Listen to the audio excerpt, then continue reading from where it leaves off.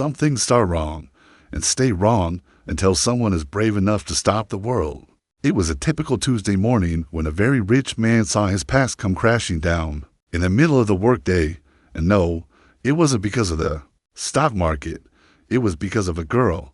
She arrived early, resume in hand, eyes full of the world, shy but determined, wearing a simple, neatly ironed outfit, worn-out shoes, and her hair tied back with a blue scrunchie that looked far too old for the rest of her clothes. And yet, something about her drew attention.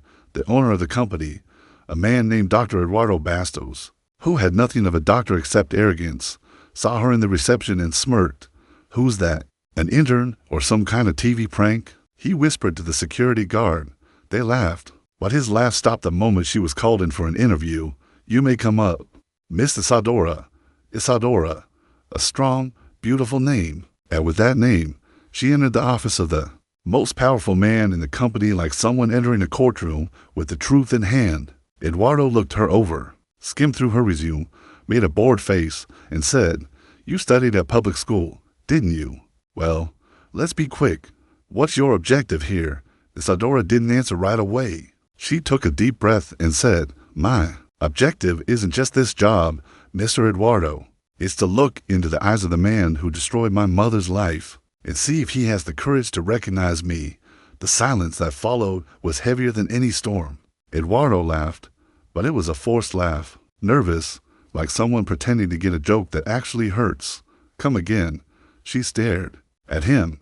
"You left my mom, pregnant, in 2001, said you were going on a trip and never came back. I was born, and she was never the same. Her name was Patricia." Eduardo went pale. The name hit like a slow-motion bullet. Patricia, Patricia. But before he could say anything, Isadora added, "Today, I came for more than just a job. I came for an answer." And that was when this man's world began to crumble. Because there are things money can't hide. And the past, has long legs. It runs faster than any ill-gotten inheritance. Eduardo jumped up from his chair with a jolt. His hand trembled, but he tried to keep his gaze firm, tried to appear in control, tried to be the man the world saw, the cold, calculating executive above all suspicion. "You've got the wrong person, miss. I have nothing to do with this story." Isadora, young and carrying the weight of 2 decades of pain, didn't flinch. "She told me everything, sir. It took me time to believe it too, until I found an old photo and saw your face, until I saw your name written in her diary. And guess what she wrote? Eduardo Bastos, the man who promised the world and left behind only emptiness." He paced back and forth, fuming. "This is absurd. This is a setup, a cheap attempt at blackmail. There are people out there paid to make up stories like this, but not with me, miss, not with me." But his eyes trembled. There was something about that girl that stirred more than it should, a detail in her way of speaking, a crease at the corner of her mouth, a look he had seen before, maybe never really forgotten, just locked away in a dark corner of his memory. "What if I take a DNA test?" She challenged. "Silence, dash, or better yet, would you take one?" Eduardo froze. "I'll call legal," he threatened, gripping the phone like a weapon. "Go ahead, but call your conscience too, if you still have one." And before leaving the room, she dropped one final line that echoed through the luxury carpet and cold walls of that empire of lies. The truth, Mr. Eduardo, doesn't need a company badge. That night, Eduardo didn't sleep. He tried, tossed and turned on his Egyptian cotton sheets, lay on his side, turned on the TV, drank whiskey. Nothing eased the weight in his chest. Patricia. The last time he heard that name was 22 years ago, young, adventurous, freshly graduated, with a head full of empty promises. She was a waitress at a small restaurant the kind office folks went to on Fridays. He met her over beers. There was something enchanting about her, a shy laugh, a way of listening like the world went silent when someone spoke. They were together for 3 months, just 3, and a job promotion to Sao Paulo was all it took for him to vanish from her life like he never existed. He remembered, yes, he was just pretending he didn't. But now the past was back, with a face, a voice, and a claim of paternity at the back of a drawer. He searched for a box. Yes, he had kept a few things that of nostalgic weakness, maybe. He found a photo, him and Patricia, young, smiling, and she had her hand on her belly. It was the last day before he left. On the back of the photo, scribbled in blue ink, "If you ever come back, I want you to see what you left behind. The truth doesn't knock, but when it enters, it redecorates the whole house." The next day, Eduardo arrived at the company looking different. Darker suit, a more serious face, silence in the elevator. Everyone noticed, but no one dared ask. Isadora was there, as if nothing had happened, sitting in the reception, holding a book, purse in her lap. She looked like she was waiting for a new interview, or maybe an apology. Eduardo stopped in front of her. The words wouldn't come. His eyes wanted to look away, but hers didn't allow it. "Still think I'm making this up?" He looked around, invited her to his office, closed the door. "Do you want money?" She laughed dryly. "If I wanted money, I would have filed a lawsuit, made a scandal, become headline news. I came here for something you don't know how to give, the truth. You want me to say what? That I was a jerk, that I ran away, that I was scared. Fine. Maybe I was all of that. You were more than that. You were absent, avoiding my life. My mother cried in the bathroom, in secret, slept with the phone in her hand, hoping for a call that never came." Eduardo sat down for the first time, not as a president, but as a man, and there, in that glass-walled office, the truth began to drip through the cracks like a leak no one could ignore anymore. Eduardo scheduled a meeting with the legal department, but deep down, he wanted something else. Time to think, to understand how to fix a life he had abandoned. While the lawyers talked about liabilities, risks, image, he saw something else. The face of the daughter he had never held, the birthdays he had missed, the school notes he had never signed. "We advise maintaining distance and not acknowledging anything without testing," said the lawyer. But his conscience said something different. He left the meeting, walked to the reception, and called for Isadora. "Let's do the test. But first, I want to ask you something. What do you want from me?" She took a deep breath. "I want someone to look at me and say, 'I watched you grow, even from afar, but I know you can't do that.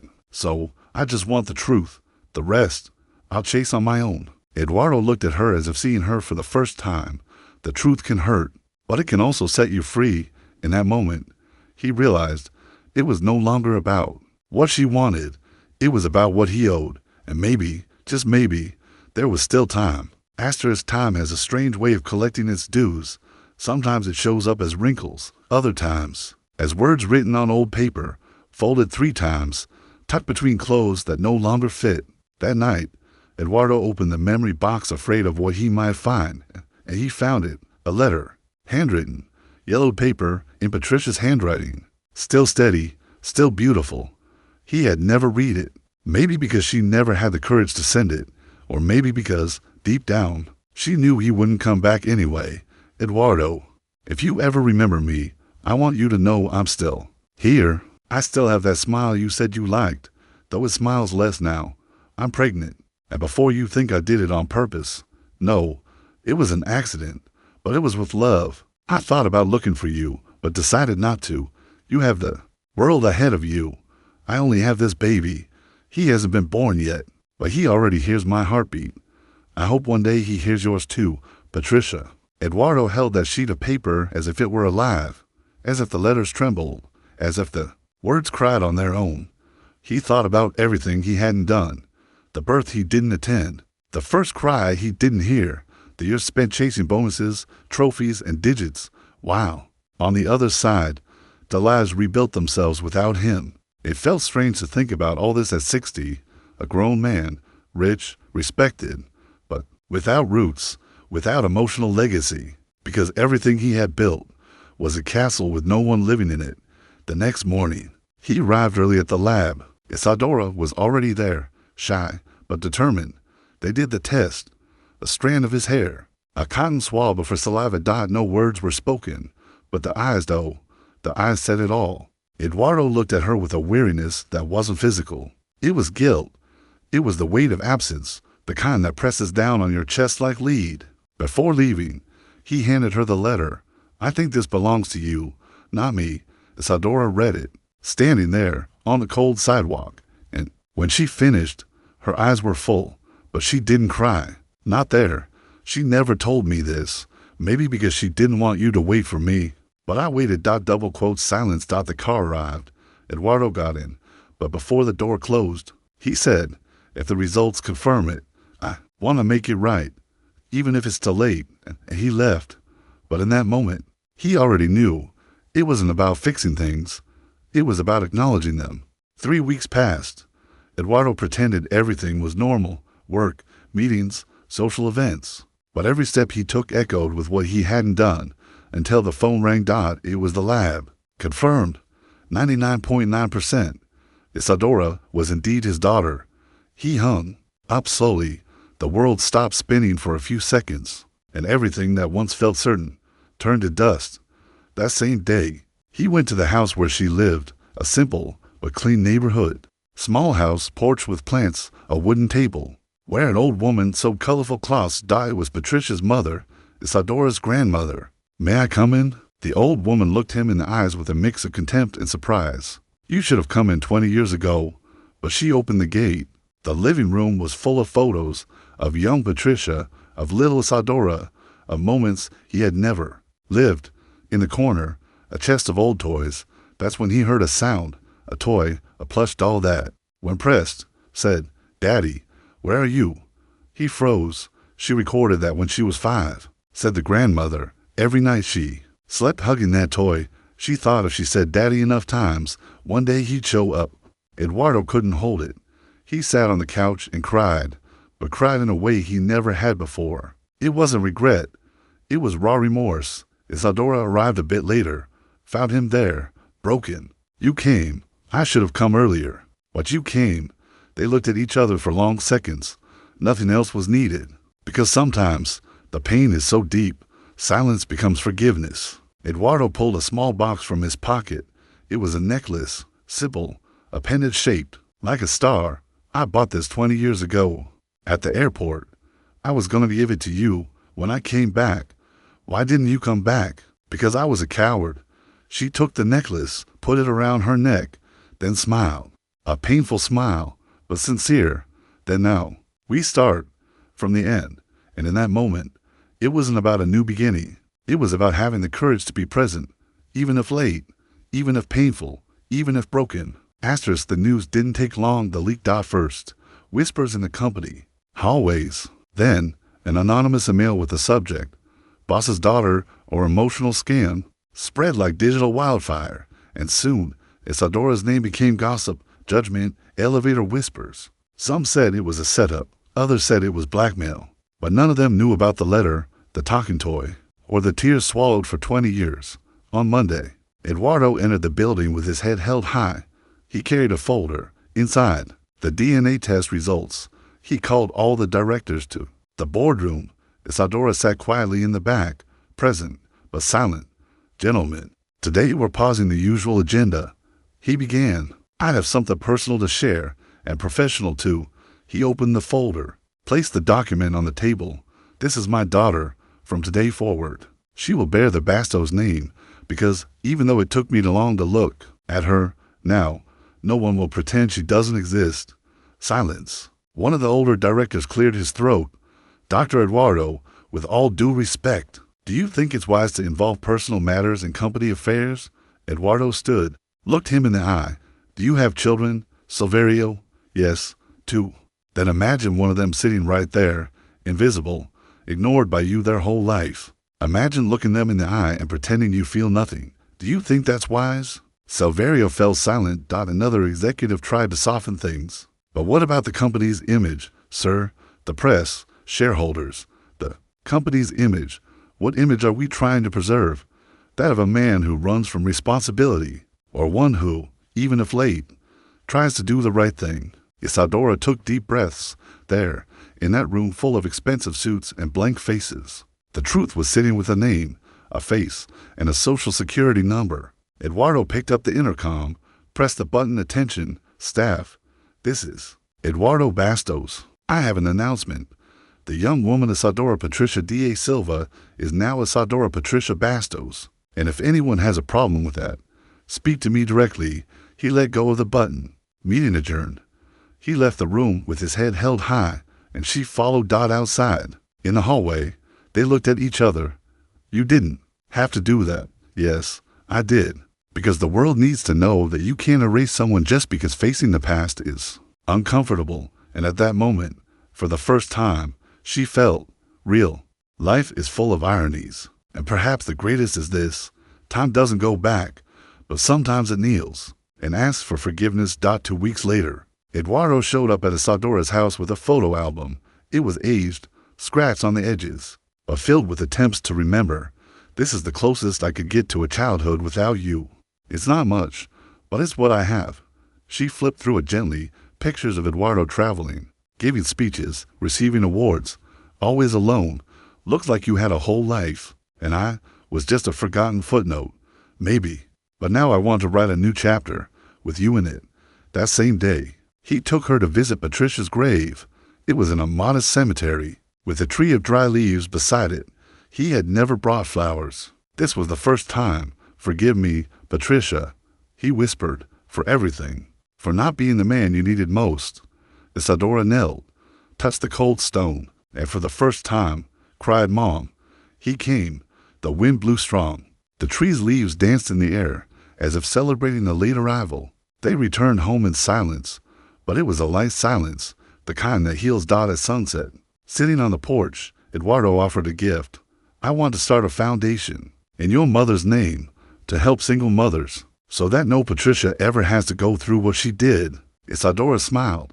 It'll be called Project Star, because that's what she was, and so are you. Only now, I see it, and at that moment, it was no longer just about forgiveness. It was about legacy, justice, and love. Delayed, yes, but love nonetheless. After signing a paper seemed simple, pen in hand, name on the line. But that day, in that registry office, Isadora held the pen like she was holding lightning. Eduardo stood beside her, navy blue suit, modest tie, but sweating hands, as if he knew that each letter written was a wound closing. You may sign. Here, miss, said the clerk. Isadora took a deep breath. The air felt heavy. The silence of the room made her heart beat louder. She looked at her father. Are you sure about this? If I could go back in time, I'd have given you that name the day you were born. But since I can't, at least I want to be here today. She nodded and signed. Isadora Patricia Bastos. 3 names, 3 stories, 3 wounds now stitched into one skin. Outside, the rain fell gently. Eduardo held the umbrella, reached out his arm and said, From now on, if it rains, I'll cover you. She laughed, trying to be poetic, trying to be a father, and at that moment, perhaps for the first time in his life, he was. Later, they went out to celebrate at a modest restaurant. Isadora chose it. It was her mother's favorite. Small tables, old tiled floor, 90s samba playing in the background.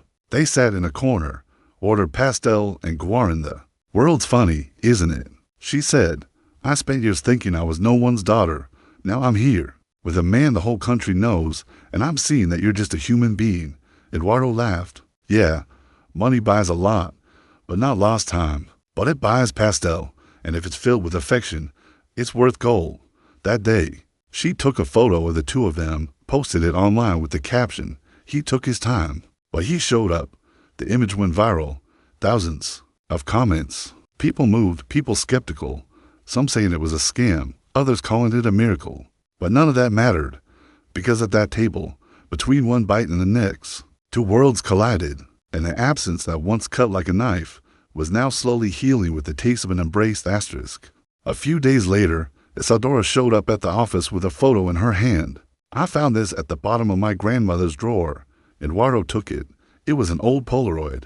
Patricia sat on a park bench, already visibly pregnant, holding an ice cream cone. Her gaze was distant, but beautiful, like someone who waits and knows the person might never come. She used to come here to this park every Sunday, Isadora explained. She said it was where her dreams lived, and I was the thief of those dreams. No, you were just the reason she waited.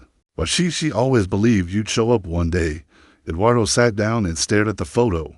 A tear fell, not from pity, but from everything left unsaid, for all the times he chose to run, for all the Sundays she sat there, ice cream melting, heart growing cold. Isadora, do you think she would have forgiven me? She thought, for a moment, and replied slowly, My mother loved more than it hurt.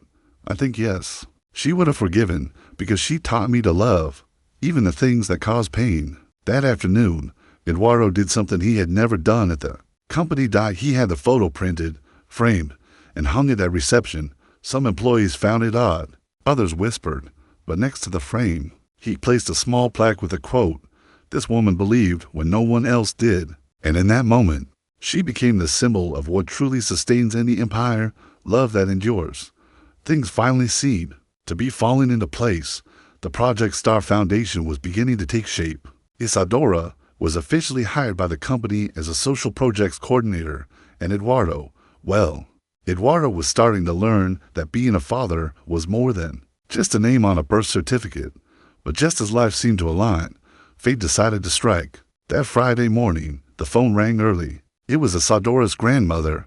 Her voice trembled. She didn't wake up, Isadora. She didn't wake up. Eduardo rushed to her house.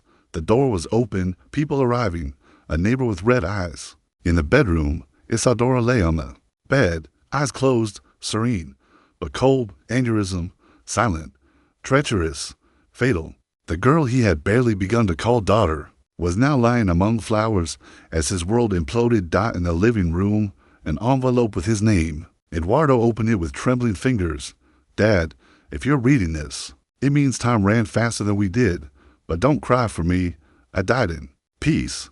I died knowing I was loved. And that you gave me. Thank you for coming. You came late, but you came with love. Isadora. Eduardo dropped to his knees. That was the first time the word dad had real weight for him, and it was already too late. But even late, it was true. Grief is a strange thing. It doesn't knock on the door. It enters slowly, takes off its shoes, and sits on the couch in your chest. Sometimes it never leaves. After Isadora's funeral, Eduardo didn't go home, or to work, or to the foundation. He got in his car and drove aimlessly until he arrived there. That old park, the one where Patricia used to sit, eat ice cream, listen to her radio, and dream of the impossible. It was late afternoon. The sky, a mix of gray and pink. The trees whispered in the wind. The wooden benches were still there, with the same cracks, the same smell of old paint and ancient hope. Eduardo walked to the third bench, left of the crooked tree. That's where she took the photo, pregnant, holding ice cream, smiling in the corner of her mouth, with a child she'd never see grow up. He sat down. No rush. Wrinkled suit, sunken eyes. In his hands, the flowers, one white for Patricia, one lilac for Isadora. He stared at the ground for minutes, maybe hours, until he pulled a folded paper from his pocket. The letter Isadora left. Dad, if you're reading this, it means time ran faster than we did. But don't cry for me. I died in peace. I died knowing I was loved, and that you gave me. Thank you for coming. You came late, but you came with love. Isadora. He read in silence, once, twice, 3 times, and each word cut deeper, as if she were talking to him there, as if she were sitting beside him, as if the wind were her voice whispering, you came. The phrase echoed. Yes, he came, but the price was too high. Across the park, children played. A woman sold popcorn. Life went on, cruel, indifferent, but beautiful, and he stood still, eyes fixed on a memory. Then a little girl approached. She was about 6 years old, hair tied with a red ribbon, crooked shoes, a cotton dress. She came close, curious. Mister, why are you sad? Eduardo tried to smile, because sometimes we love someone, even if we waited too long to say it. She looked at him, confused. My mom says sadness is when your heart goes dark, but sometimes a hug makes it bright again, and without asking, she hugged him, a small, light hug, but it broke him like a silent bomb. He cried, there, in the middle of the park. No shame, no armor, just sorrow. The girl handed him a colorful lollipop, smiled. When I'm sad, I eat this. You can have it. Eduardo accepted. The candy tasted like a childhood he never lived, like affection he never gave, like love that, though brief, was real. The girl ran back to her mother. He looked around. The park hadn't changed, but he would never be the same. Before leaving, he stood up slowly, pulled a small notebook from his pocket, wrote on the last page, Patricia, I wasn't the man you deserved. I wasn't the father she needed, Today, I'm what's left of me after both of you. Thank you for loving me, even with no guarantees. I carry you both, always. Eduardo, he folded the paper, gently buried it in the ground near the tree, and walked away, slow steps, head high, heart open, because there, on that cracked wooden bench, on that ground scattered with dry leaves, he had buried the man he used to be. And right there, he began to become the man he needed to be. Asterisk, the whole city was talking. Magnate Eduardo Bastos built a social foundation in honor of his daughter, but few knew the story behind the plaque, the building, the name. The Project Star headquarters was built on a lot that once held an abandoned, filthy warehouse. The same place where, years before, Isadora would walk by on her way to school and tell her grandmother, "Grandma, one day I'll work in a pretty place like that, with a garden and glass windows." Now, that place existed, and it was hers, or rather, it belonged to everyone.